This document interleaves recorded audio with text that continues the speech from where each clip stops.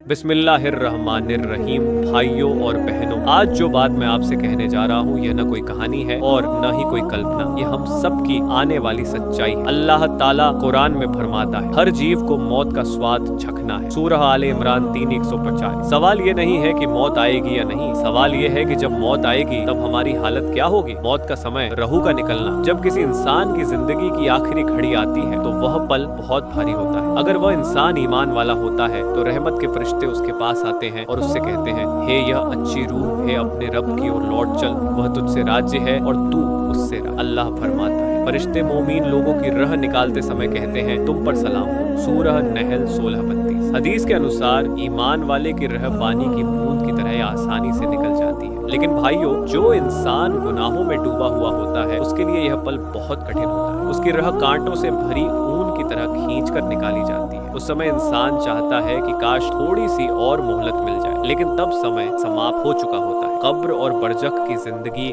मौत के बाद इंसान को कब्र में उतारा जाता है और यहीं से असली सफर शुरू होता है। नबी सल्लल्लाहु अलैहि वसल्लम ने फरमाया, कब्र या तो जन्नत के बागों में से एक बाग है या जहन्नम के गड्ढों में से एक गड्ढा। कब्र में तो फरिश्ते आते हैं जिन्हें मुनकर और नकीर कहा जाता है। वे 3 सवाल करते हैं, तुम्हारा रब कौन है, तुम्हारा दिन क्या है, तुम्हारे नबी कौन है। अगर इंसान दुनिया में सच्चा ईमान वाला रहा हो तो अल्लाह उसकी जबान खोल देता है। वह जवाब देता है, मेरा रब अल्लाह है, मेरा दिन इस्लाम है और मेरे नबी मोहम्मद हैं। तब कब्र फैल जाती है, रोशनी से भर जाती है और जन्नत की हवा आने लगती है और उससे कहा जाता है, आराम से सो जाओ जैसे दूल्हा सोता है। कयामत का दिन, फिर वह दिन आएगा जब अल्लाह के हुक्म से सूर फूंका जाएगा। अल्लाह फरमाता है, सूर फूंका जाएगा और लोग कब्रों से निकल आएंगे। सूरह यासीन 36:51। धरती फट जाएगी, कब्रें खुल जाएंगी और हर इंसान जीवित होकर खड़ा हो जाएगा। उस दिन लोग नंगे पांव होंगे, नंगे शरीर होंगे, लेकिन किसी को किसी की परवाह नहीं होगी। सूरज बहुत करीब होगा, पसीना बहने लगेगा, किसी का टखनों तक, किसी का सीने तक और किसी का कानों तक। अमल का हिसाब, फिर हिसाब शुरू होगा। अल्लाह ताला फरमाता है, आज हम स्वयं तुम्हारा हिसाब लेंगे। हर छोटी और बड़ी बात लिखी होगी, नेकी भी,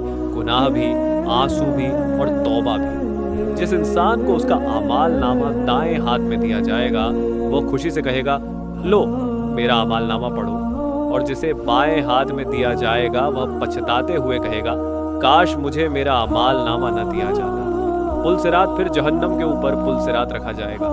नबी सल्लल्लाहु अलैहि वसल्लम ने फरमाया, ये पुल बाल से भी पतला और तलवार से भी तेज होगा।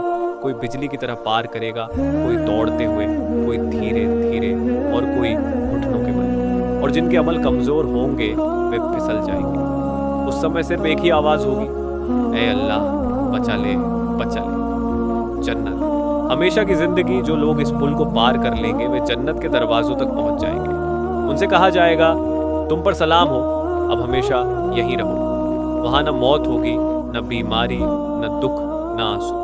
अल्लाह फरमाता है, जन्नत में न कोई भय होगा और न कोई शोक। सबसे बड़ी नेमत क्या होगी? अल्लाह का दीदार। आखिरी नसीहत और दुआ, भाइयों और बहनों, मौत सच्चाई है, कब्र सच्चाई है, कयामत सच्चाई है और जन्नत भी सच्चाई है। नबी सल्लल्लाहु अलैहि वसल्लम ने फरमाया, समझदार वही है जो मौत से पहले मौत की तैयारी।